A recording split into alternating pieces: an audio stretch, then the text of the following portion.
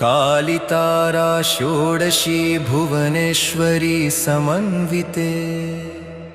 छिन्नाभैरवि धूमावती बगला मातृका मातंगी कमलायुक्ते देवी त्वां प्रणमाम्यहम् नमोस्तुते महाकाली कालकालप्रदेनी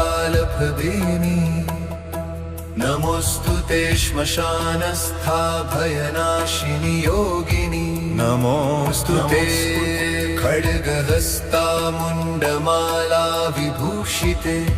नमोस्तुते महामाये ब्रह्मांड विदारिणी नमोस्तुते महातारि भवसागर तारिणी नमोस्तुते नील सरस्वती महामोक्षकारिणी नमोस्तुते शब्द बीज स्वरूपिणी वरानने।